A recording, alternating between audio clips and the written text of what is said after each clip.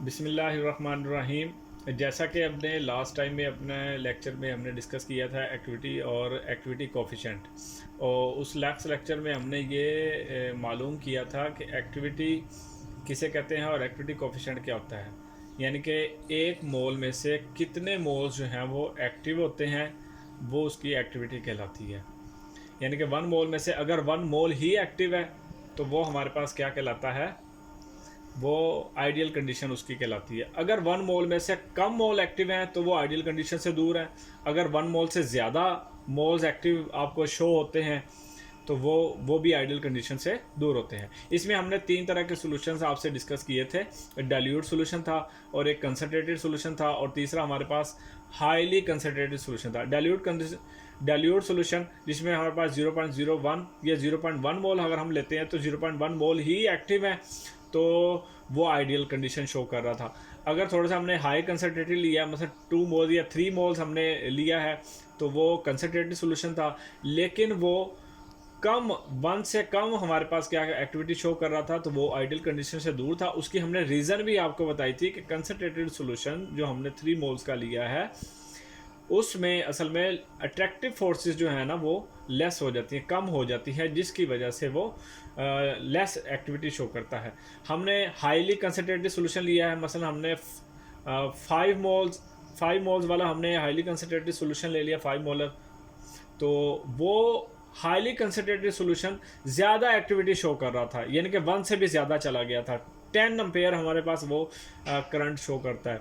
तो highly concentrated की फिर क्या रीज़न होती है? हाईली कंसनट्रेटेड के पीछे रीज़न ये थी कि उसमें रिपल्सिव फोर्सेस ज़्यादा हो रही थी। रिपल्सिव फोर्सेस ज़्यादा होने की वजह से उनकी मूवमेंट फास्ट हो जाती है। फास्ट होने की वजह से उसमें करंट का फ्लो ज़्यादा हो जाएगा। तो हम उसी को लेके आगे चलने वाले हैं कि हम हमारे पास कोई आयनिक कंपाउंड है, उस आयनिक कंपाउंड को जब हम वाटर में डिसॉल्व करते हैं या डिसोसिएट करते हैं तो वो उसके आयंस देता है, ठीक है, कैटायंस और एनायंस। हम मालूम करना चाहते हैं कि हर आयन की, यानी कि कैटायन की एक्टिविटी कितनी है या एनायन की एक्टिविटी कितनी है।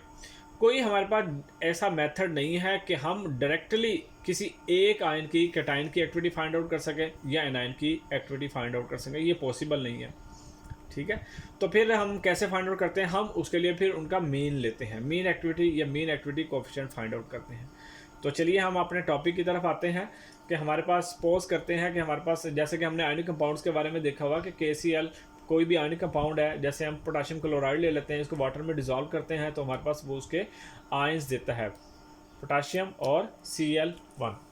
इसमें मैं आपको बता दूं कि पोटेशियम क्लोराइड हमारे पास ये एक आयन है, तो ये हमारे पास एक पोटेशियम देगा और एक हमारे पास क्या देगा, क्लोराइड आयन देगा। यानी कि ये हमारे पास, इसकी वैलेंसी भी आप देखिएगा, इसकी +1 है, इसकी -1 है। तो हम ऐसे कंपाउंड्स को नाम देते हैं यूनिवैलेंट कंपाउंड, ठीक है। तो हमने इनकी वैलेंसी से हिसाब से इनको नाम देते हैं यूनिवैलेंट कंपाउंड या यूनी। अगर दोनों के नाम देना चाहें हम दोनों को, तो ये भी यूनी है, ये भी यूनी है, यानी कि इसकी भी वैलेंसी +-1 है, इसकी भी +1 है, यानी कि दोनों की 1 ही हमारे पास वैलेंसी आती है। आइए हम एक जनरल कंपाउंड लेकर हम इसको ना जी मज़ीद समझते हैं।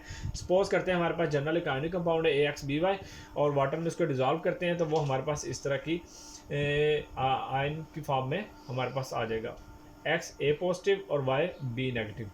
अगर हम इसकी कंसनट्रेशन लेते हैं, कंसनट्रेशन हम इसकी मोलल में लेते हैं, ठीक है, तो वो हम इसकी कंसनट्रेशन M आ जाएगी। ये हमारे पास उसकी क्या है, कंसनट्रेशन है। और इसका आयंस अगर हम देखें, तो अगर हम इसके आयंस बनाना चाहें तो हमारे पास ये आयंस बन सकता है A पॉजिटिव और ये उसकी A नेगेटिव। यानी कि अगर हमारे पास इसको हम A ले लेते हैं, A आयनिक कंपाउंड ले लेते हैं, जैसा कि हमने ये यहाँ पर बयान किया है कि अगर हम A आयनिक कंपाउंड ले लेते हैं तो ये हमारे पास उसके बन जाएगा A पॉजिटिव और उसका कोफिशिएंट क्या है, X, तो ये हमारे पास उसका X आ जाएगा। अगर A आयनिक कंपाउंड का हमारे पास नेगेटिव आयन जो बनेगा, ठीक है, हम इसको Y को A नेगेटिव आयन में ले लेते हैं कि सपोज उसका A नेगेटिव आयन है, A नेगेटिव आ जाएगा, उसका कोफिशिएंट क्या था, Y, तो वो हमारे पास क्या आ जाएगा, Y। हमने A और B को रिप्लेस किया है A के साथ, ठीक है। तो ये हमारे पास कंपाउंड बन जाएंगे। जैसा कि मैंने लास्ट लेक्चर में आपको बताया था कि गामा का हमारे पास फार्मूला क्या होगा, A/C। अगर हम गामा वो आइडियल कंडीशन वाला लेते हैं, अगर हम A/C है, अगर हम A कंसनट्रेशन को हम यूजुअली हम जो है ना वो उसकी मोलैरिटी की फॉर्म में लेते हैं, तो हम इसको रिप्लेस कर देंगे मोलर के साथ, ए ओवर एम हो जाएगा गैमा। तो अगर हम इसको ऐसे देखें फिर हमारे पास फार्मूला ये बन जाएगा ए का, A is equal to M gamma, A for activity, M for molality और गामा फॉर आपके पास वो एक्टिविटी कोफिशिएंट के बारे में आ जाएगा। अच्छा जी, तो हमारे पास फार्मूला जब हम किसी भी आइंस का बनेगा वो कैसे बनेगा, A plus A positive is equal to M positive और वाई नेगेटिव। अगर हम देखें, अगर हमने एम पॉजिटिव और एम नेगेटिव किस तरह से बनेगा, फिर एक्स एम और वाई एम, यानी कि अगर आप हमारे पास मोलैरिटी हमने इनकी फाइंड आउट करनी हो तो हमारे पास क्या हो जाएगा, एम पॉजिटिव और Y positive, sorry gamma positive हमारे पास ये आ जाएगी वैल्यू। आइए हम इसको मज़ीद सॉल्व करते हैं। A is equal to M positive और गैमा पॉजिटिव, और ये उसके हमारे पास जो कोफिशिएंट था वो हमारे पास यहाँ पर मौजूद आ जाएगा। ठीक है, हमने यहाँ पर वैल्यू पुट कर रहे हैं इनकी। ठीक है, तो नेक्स्ट देखिएगा M dot M negative Y negative, और ये उसकी वैल्यू है रेज टू पावर वाई। अब यहाँ पर हम एम पॉजिटिव इसकी वैल्यू पुट करने वाले हैं। ठीक है, इसकी ये वैल्यू हमारे पास एम पॉजिटिव की क्या आ जाती है, एक्स एम, और इसकी वाई एम आ जाएगी। यहाँ पर देखिएगा हमारे पास जो इसकी कंसंट्रेशन है वो क्या है, मोलर की एम है। तो हम एक पॉजिटिव आयन की क्या कंसंट्रेशन होगी, एक्स एम हमारे पास वैल्यू होगी, और उसकी हमारे पास क्या वैल्यू होगी, वाई एम हो जाएगी, एम नेगेटिव आयन की वाई एम। तो ये हमारे पास वैल्यू एम नेगेटिव की हम पुट कर देंगे यहाँ पर, ये हमारे पास वैल्यू आ जाएगी वाई एम, और ये यहाँ पर वैल्यू आ जाएगी हमारे पास एक्स एम की वैल्यू आ जाएगी। पुट करने से हम इसको ओपन कर देंगे वैल्यू, तो हमारे पास क्या हो जाएगी, एक्स एक्स और एम एक्स और गैमा एक्स और प्लस वाई वाई और एम वाई और ये गैमा नेगेटिव वाई। हम इसको मज़ीद सेपरेट आउट करेंगे अगर हम, तो हमारे पास वैल्यू आ जाएगी A is equal to X dot Y X in X raise power X dot Y raise power Y और M raise power X plus Y, ये हम इसको क्या कर देंगे, इकट्ठा कर लेंगे। तो जैसा कि हमारे पास मैथ के रूल्स के मुताबिक है, गैमा एक्स प्लस वाई। तो ये हमारे पास क्या कहलाएगा, मीन एक्टिविटी कहलाएगी ए, और ये हमारे पास क्या कहलाएगा, मीन एक्टिविटी कोफिशिएंट। तो ये हमारे पास फार्मूला बन जाता है मीन एक्टिविटी कोफिशिएंट का। आइए हम दो एग्जांपल के साथ हम इसको समझते हैं कि हम मीन एक्टिविटी कोफिशिएंट या मीन एक्टिविटी हम कैसे फाइंड आउट कर सकते हैं। फार्मूला आपके सामने है, हम देख सकते हैं के सी एल वाटर में डिजॉल्व करेंगे 1K और ये सी एल नेगेटिव बन जाएगा। तो ये हमारे पास दोनों 1 1 है। ठीक है, यानी कि ये 1 अपने 1 1 आयंस देते हैं। तो हम इसका फार्मूला पुट करेंगे, ए इज इक्वल टू ये एक्स की वैल्यू ये 1 है और ये उसकी पावर भी किया है प्लस उसकी 1 ही है। तो ये उसकी 1 है वैल्यू और इसकी वो भी वैल्यू क्या है हमारे पास, वैलेंसी की 1 ही है। तो ये हमारे पास वैल्यू आ जाएगी एम की वैल्यू, इसी तरह 1 + 1 आ जाएगी। गैमा की वैल्यू यही 1 + 1, क्योंकि ये इनकी एक्स प्लस वाई इनकी 1 1 ही है ना वैल्यू। तो ये हमारे पास वैल्यू बन जाएगी गैमा की, ये 1 1 ख़त्म हो जाएगा, ये हो जाएगा M2 गैमा प्लस नेगेटिव और ये हमारे पास 2, ये हमारे पास क्या निकल आएगी, उसकी एक्टिविटी निकल आएगी। इसी तरह हम एक और कंपाउंड लेते हैं Na2SO4।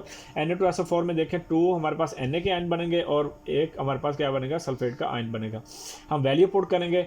ठीक है, हमारे पास Na की कोफिशिएंट कितने हैं, 2 हैं, तो उसकी तो जो 2 तो हमारे पास उसका जो x है वो भी क्या है 2 हो जाएगा। तो 2 हो जाएगा 1, ये इसका 1 है और इसकी कोफिशिएंट भी क्या होगा 1 ही होगा। तो हमारे पास ये वैल्यू हो जाएगी। m इज इक्वल टू हमारे पास क्या है, ये इसका 2 है और ये इसका क्या है 1 है। तो हमारे पास 2 + 1 आ जाएगा। गैमा की वैल्यू क्या आ जाएगी 2 प्लस, इसी तरह 2 + 1 आ जाएगा। तो हमारे पास काउंट करेंगे हम इसके, हमारे पास वैल्यू आ जाएगी 4m3 गैमा प्लस -3।